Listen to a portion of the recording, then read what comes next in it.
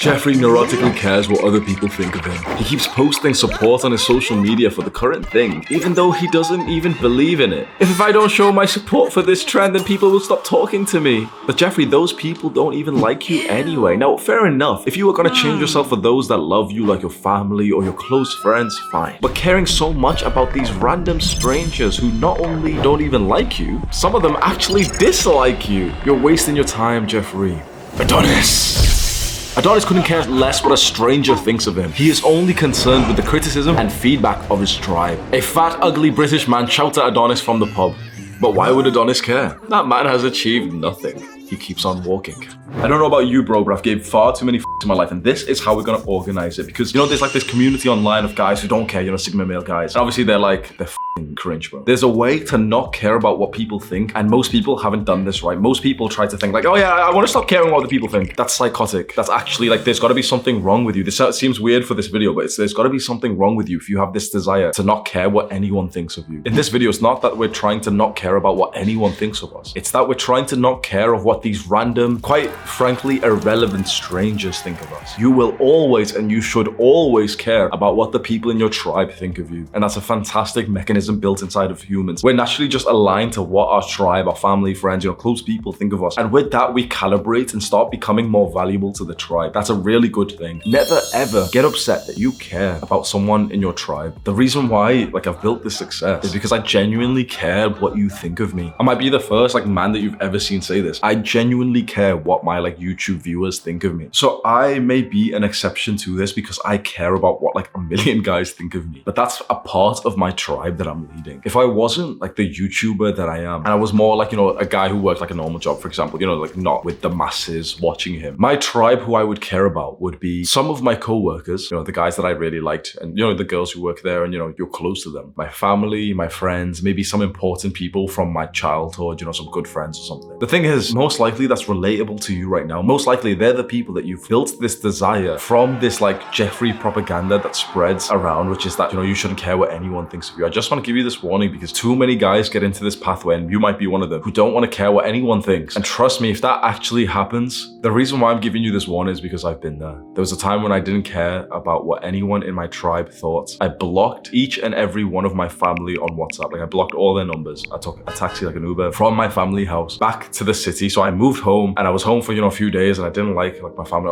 This was bad times for me. And after we had like this massive argument, and I swore at my dad's face, you know, he's screaming at me, everything. It's just aggressive. You know, I'm maybe 20 years old, 21, 22 years old, and I'm pissed off that, you know, my family is still like this, it's still being abusive. I just left an apartment in Manchester, UK, where I was living like a degenerate, just smoking weed all day and everything, and, you know, moved back home to try and fix my life. And this was before I officially moved back home. And after having this shitty like argument with my family, I remember literally just packing one bag, like one big duffel bag, got into an Uber on the way back to Manchester. I literally went on my phone, blocked all of their numbers, you know, on WhatsApp, on phone numbers, everything, right? I get to Manchester, and like, I had no one. Like, I had this one girl who I lived with, who, you know, was like kind of like my girlfriend, but we didn't even get along that nicely, honestly. And so hopefully you can believe this when I tell you that I may be one of the only people that you've actually listened to who genuinely did not care what anyone in this tribe thought, because I had no one in my tribe. Because at this moment, when I moved back home for a solid 1 year, I spoke to no one. For 1 year, I had my family blocked. I did not speak to them. For 1 year, the only person I had to my side was this girl that, like, it was a toxic relationship. I was constantly anxious that she was cheating on me. We weren't even like partners in a sense. For 1 year, I spoke to no one. For 1 year, I had no one in my tribe. For 1 year, I didn't give a fuck. Just like exactly what you wanted, right? I didn't give a fuck. And guess how good my life was? I smoked weed every single day. I went to the gym max 2 times a week, max, when I was on a push-pull leg, like 6 days a week split, and I'd go 2 times a week max. I'd cheat on my diet every single day. I'd eat junk food every single day, bro, with a girl, with a fucking girlfriend that I was in love with in the same apartment. I had a porn addiction. When you don't care what people in your tribe think, you become subhuman. Please understand this. If there is a person out there who doesn't give a fuck what anyone thinks, that person is subhuman. Because the human part of us is tribal. The human part of us is so like consciously connected to each other, like the fellow man, that we're supposed to care and cooperate with each other. And so many young guys are on this pursuit of wanting to care less without actually hearing this from anyone else. Now, having said that, at the same time, so many young guys need to be on this pursuit because they care too much about what that random dickhead in high school says about them. And you're probably like that too. I just wanted to give you that warning. I know for a fact that by me telling you that instead of just jumping straight into number one, number two. The YouTube retention has went down. I've literally just sacrificed some like performance and like revenue and shit for this video, but I really wanted to just say that. Let's move on to the actual video. Before I tell you about these 7 ways to stop giving a fuck, I want to start with some words of Adonis. Your time is limited. Do not waste it living someone else's life. The first way to stop giving a fuck is to realize that most people don't actually care about you. They're not even thinking about you. This may be slightly hard to believe, and you may be so sure that people are thinking about you. Why? Really question this right now, because you've probably never done this. Question why most of us think that everyone else is looking and thinking about us. Why is that such a common trait these days in these modern times? Maybe because of the conditioning that we've been brought up with. You're a superstar, yay! Oh, here you go, participation trophy. You're so important, you're so special. Oh look, the nerd who's exactly like you in the Hollywood movie. Everyone's looking at him. Oh my god, he keeps getting bullied. Everyone's thinking about him. Bro, newsflash. Unless you're like Andrew Tate, no one's really thinking about you. Honestly, and you might not believe this because you've got this like huge inflated ego, and it's not your fault that you have that. The modern times is really fucked. It's like the things that sound like good ideas, like, you know, inflating kids' egos and telling them, yeah, you're really special. Like, it hasn't really turned out that well, because now these kids are just like brain dead and they just think that they don't need to work hard anymore. At the same time, you probably agree you've been conditioned to think that you're so important to everyone else. And the thing is, like, they don't care. Guess why? Because they're thinking about themselves. Because they've went through the same conditioning as you. So we're all sat here thinking about ourselves and also thinking that everyone else is thinking about us when everyone else is just thinking about themselves. You're not that important. Once you realize that most people don't actually care about you or don't even think about you that much, you start to feel a little bit more free and think, okay, fuck it. Like, they're not even thinking about me anyway, so I can live the way that I want to live. The second way to stop giving a fuck, and my favorite, which changed my life personally, improve your mental health. I have a full mental health guide. It's like 2 hours long, where I literally sat down and I walked through like the exact process of improving your mental health. It'll be linked as a card and in the description. I highly recommend. If you haven't already, just go watch that. When you improve your mental health, you stop getting these neurotic, anxious thoughts that, you know, people are thinking about you, that people are judging you. Because think about it, that thought that we get that, you know, people are judging us and that's why we care too much, right? It's a symptom of poor mental health. That's why we get it, because it's in the mind. So why don't we just go through the step-by-step process of improving our mental health? And you can do this by yourself for free. There's nothing to buy. You can do it completely for free today. And it takes literally just 2 weeks to improve your mental health. I promise you, if you follow the advice in that big guide that I've just linked, the mental health guide, for 2 weeks, you'll actually be so amazed of how much just better your mind feels, that you're no longer getting these bullshit, negative, hateful thoughts in your mind, that you'll be spreading the word of mental health to everyone else around you. Just like I am. Once you realize that it takes 2 weeks to improve your mental health, you'll be like a missionary, honestly, just like I am, just wanting to spread this message because you realize how quick it is. And you realize that everyone else has been living with poor mental health for years. And all they've got to do is meditate for like half an hour over the next 2 weeks. Click on that full mental health guide right now and add it into one of your YouTube watch later playlists. I'm not sure if this one's going to be relatable to you because you're already on self-improvement, so you've probably already done this. But it will be valuable for us to discuss, and hopefully you'll want to just take an act of leadership and just tell one of your friends about this. The third way to stop caring so much and stop giving a fuck, get off social media. Now, YouTube is technically a social media. Every time, bro, every single time I say get off social media, so many people comment, oh, but Hamza, you're on social media right now. I thought it was common sense, so maybe it's not, but I'd say educational content like this on YouTube is different, wouldn't you? I'd say that what you're watching right now, where I'm literally just giving you life advice and maybe your life is literally getting improved from this. This is very different from TikTok, isn't it? I thought that was common sense to begin with, so I never explained like, oh yeah, like when I say get off social media, it doesn't really include, you know, podcasts or like good videos on YouTube. Stop watching Mr. Beast videos. Stop watching like fucking, I turned a penny into just shut the fuck up. Stop watching that entertainment videos on YouTube, bro. Stop watching that, and then stop watching the just bullshit, mindless content on TikTok and Instagram. There is kind of one that I have, and that's Discord. So I don't know if you've joined already, but we have a big Discord server that's linked in the description. It's got like 150,000 of our boys in there talking about self-improvement, talking about like, oh, how I got to date 90 of NoFap and everything. You can go join completely for free. I don't think it's like totally a social media, but it pretty much is, because, you know, it's a chat forum thing, right? I don't really use it that much, but when I do use it, especially when I look into more of the moderator admin kind of things of it, you know, we've got a big server, so I'll go see what the mods are saying and everything. It makes me give a fuck in the worst way possible. There'll be a random guy who's like not followed one of our rules, and I'll be pissed off for hours later, and, you know, I have to recalibrate myself and say, bro, it's probably like a fucking 13-year-old who didn't even read like the rules page. Who cares? I sound like a dick, bro. But 1 hour of my thinking, 1 hour of me just, you know, having good mental health is worth about $10,000, honestly. Like 1 hour of me just thinking, like brainstorming ideas, because it's literally worth tens of thousands of dollars. If I've wasted an hour thinking about some bullshit, I've just lost tens of thousands of dollars. Honestly, like I know that seems silly, but like an hour of my time's worth thousands now, right? And sometimes I'll spend an hour just like triggered over like some random 13-year-old who's like not followed one of our rules, or who's posted some bullshit. And I have to stop myself. I'm like, bro, what's wrong with you? And then I realize, I know this sounds silly, maybe it's not really self-improvement-y. I realized that the problem isn't me. Honestly, I realized that this is like a defect in the human brain, that we aren't supposed to feel okay on these platforms that connect us with someone who's far across the world. We're not supposed to be fine with that. There's a book I've been reading recently called Sapiens, and it talks about the history of humans, especially from like the early caveman Neanderthal days. And it tells the story of the transition from us being hunter-gatherers, so that, the kind of human who literally just kept on walking, trying to like hunt some shit, we'll set up camp for the night, then we'll walk more to try and find more food and stuff. The transition from that to the transition of the agricultural revolution and becoming farmers. And it actually said that mankind's biggest mistake was planting a seed. Because as soon as we did that, as soon as we planted seeds, even though we were able to become more successful sexually, because we reproduced so much more, and the human population really grew so much when we became farmers, because we had more food and stability. Human misery skyrocketed, because humans are not really supposed to live in like big cities. What happened at this point, if you're interested, after the first human planted the seed and we started farming instead of, like it's so much easier to just farm instead of going to hunt, right? It's safer, right? Then we totally rely on luck, on the elements, on the drought or the famine or the rains. We need that shit now. Now we need to stay right here on this farm. All of our family need to come and help us. Let's go have more children. And since we're all living in tight-knit communities, disease is going to spread like crazy. Sure, we got to breed more and have more children, and that's led us to the modern life that we're in now. But we became miserable kind of because we got more social. Now, fair enough, there was like tribes of roaming bands beforehand, and that was like the kind of healthy community that we needed as like hunters. But the advancement of huge communities, especially those with randomers who don't even share any interest with you, made us care too much, and it just fucked our minds psychologically. That's why there is a new update coming to my server. We're gonna separate everyone into tribes of 150, 500, like a small amount. The server's got 150,000 people, right? A small amount of tight-knit people, and you're in like a tribe that you're actually dedicated to. There's a tribe leader that I've elected, and with that, we're gonna do challenges. And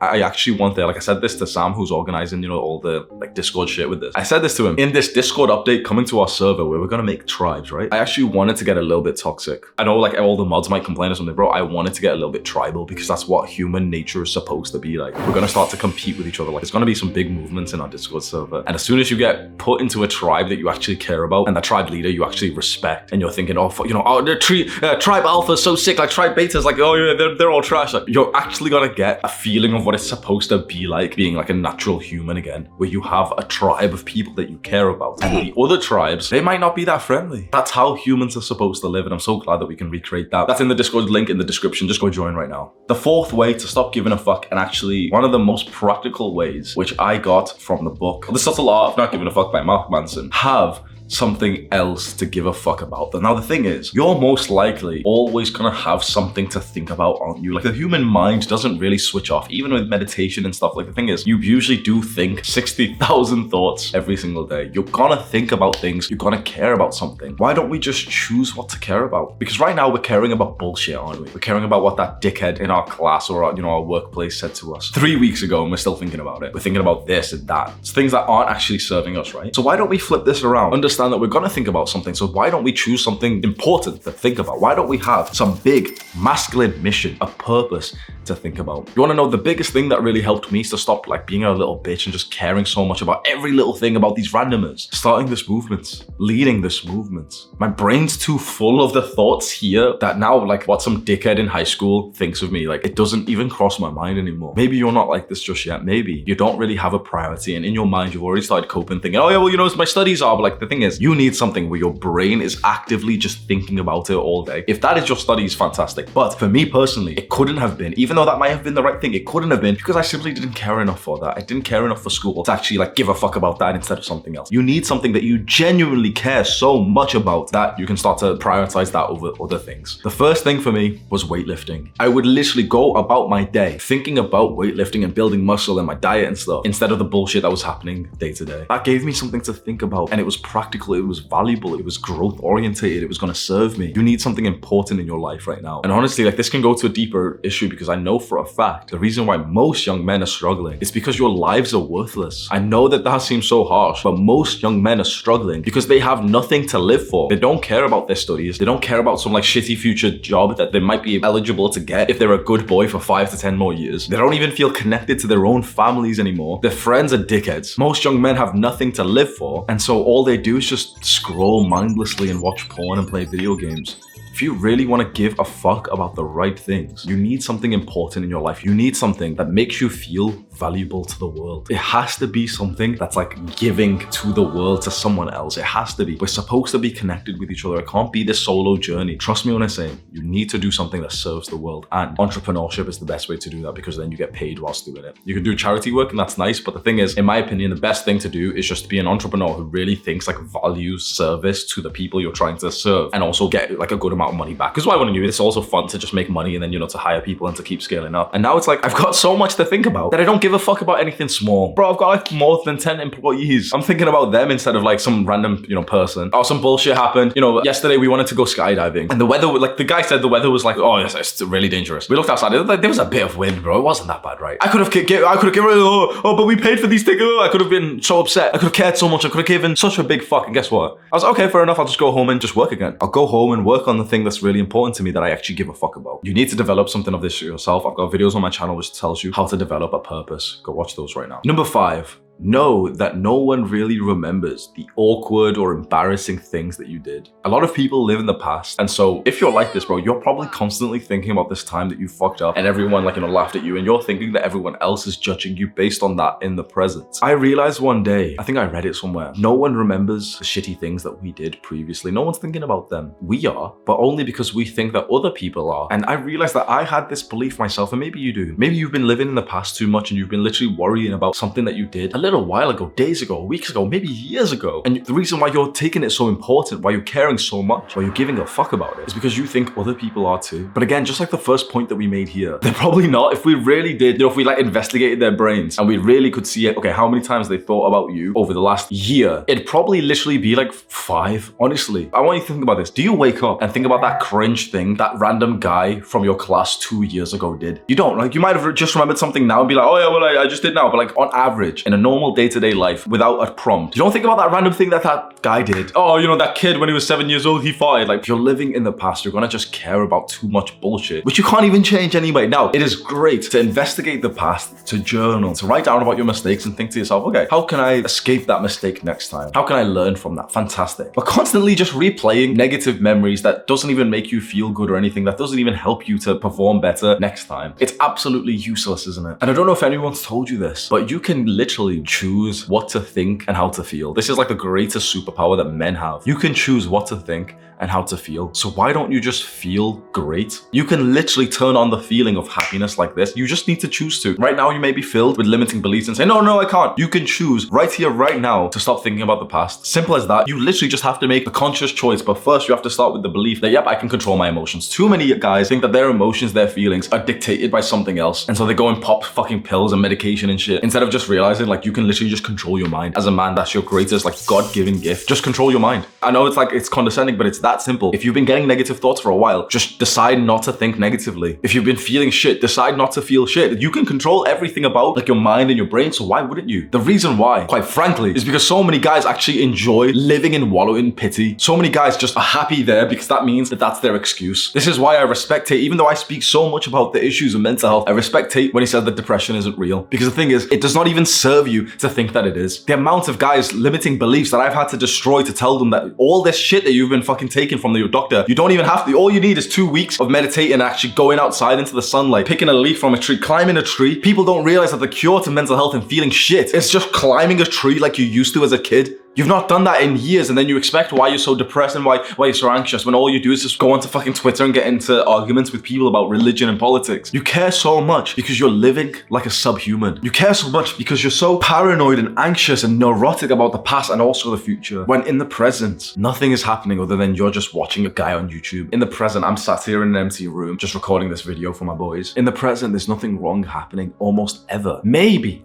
Maybe once every couple of weeks there's something bad that happens. Maybe every couple of days one of your parents are just being mean to you. Okay, fine. But that negative thing that we obsess over that was in the past or the future, that negative thing happens for just a blip of time. For a couple of minutes your parents get angry at you. For a couple of minutes this guy's been a dickhead for you, and yet we allow our own brains to think about that thing and make us feel like shit for days after. You're holding resentment for something that your parents did a year ago. Why? Because you're being a dick to yourself. Right now, you may, if you're the kind of person I'm talking to, you may feel resentment towards me and anger towards me as if it's me versus you. And yet what I'm saying would serve you. What you're doing to yourself does not serve you. Holding resentment for something that happened in the past, embarrassing, awkward, being neurotically anxious for something in the future, it doesn't help you whatsoever. And so many guys will just stay here anyway just because it's like, oh, but that's the way to live. Like, no. Just because your default brain goes there doesn't mean that you can't manually force your brain to just not think of this bullshit thought again.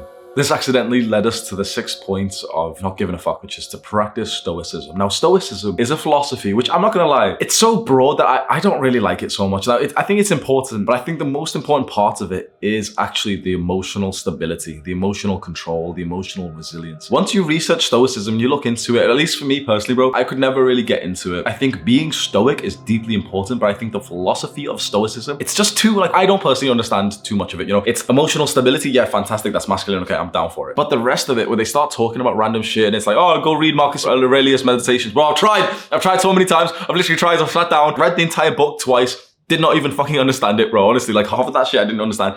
It's just me. Maybe it'd be better for you. But the best part of stoicism is the emotional control that you get from it. Essentially, you don't need to be a stoic for this. You just need to practice emotional stability, emotional resilience. That's what we've just covered before. It's understanding with this belief that you can choose what emotions to have. You can literally just choose to be angry like this. As a man, you can do that. You can choose to be depressed like this. Quite frankly, you're allowing yourself to feel like shit. Most guys, I will say that again, most guys are allowing themselves to feel like shit. As a man, you have a superpower. You can choose how to feel. That means that if you feel bad, you chose to feel bad. Maybe you disagree with this right now because you're not that masculine and so you haven't tapped into this God-given superpower that we have. But I'm telling you right now that any masculine man who hasn't been castrating his masculine sexual energy through fucking spraying his seed for fucking disgusting porn stars, oh, but protect sex workers, shut the fuck up. Any man who hasn't been depleting his masculine energy has total control over his emotions. If you feel bad, it's because you're making yourself feel bad. If you feel depressed, it's because you're choosing to be depressed. I need to make a whole video on this, and I know it's gonna trigger so many fucking people, but it's so fucking important. They want you to feel bad. They want you to feel depressed. They want you to be triggered at what I say, even though what I'm saying is serving you, and what they're saying is destroying you. And they want you to think that I'm the enemy, but I'm saying the thing that's going to help you more, and they're saying the thing that's going to destroy you.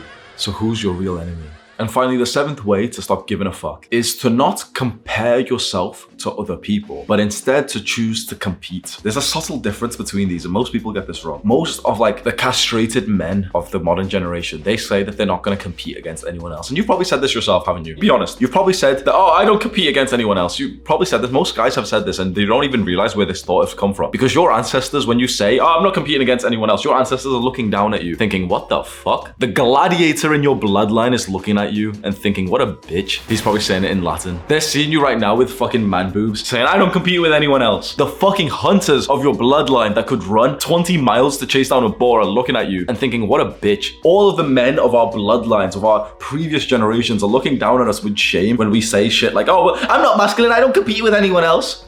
Yes, we do. As a man, life is a competition. Of course it is. That's all we do. All we do is compete with each other for status and for women. If you don't tap into this energy, if you don't realize this, if this isn't consciously in your mind, that's because you're not the competition. That's because we defeated you. Myself and other men have literally overtaken you miles ago. So that's why you don't feel like you're competing against anyone else, because you've already lost. But men who are actually doing well in life know every second of the day is a competition. And this has been destroyed from men. This has been called toxic. There is a way to compete in a healthy way and to not compare yourself, which it fucks your brain a little bit, right? There's a way to do this, and I've realized this now. Competing is when you and another man are going for the same goal and you want to get there first or do it better than him. Comparing is when you see someone else and you just think, okay, he has this thing that I don't, that makes me a bad person. Most people compare just because that's what the nature of social media, you know, you scroll, you see someone who's got so many followers, oh, you know, he's better than me because he's got more followers, or he's got, you know, a better six pack than me, so he's better than me. That fucks your mind. We don't want to do that. This is why you don't want to use social media to consume content. We don't want to compare, but we want to compete. Competing comes with a goal. It comes with a mission. It comes going for that medal, going for first place, wanting to hit 1 million subscribers. The thing is, right, me and Iman, you know Iman Gaji, me and him didn't even speak about this. Me and him did not have one single conversation with this, talking about who's gonna hit 1 million first. We were both getting very, very close. Did he hit?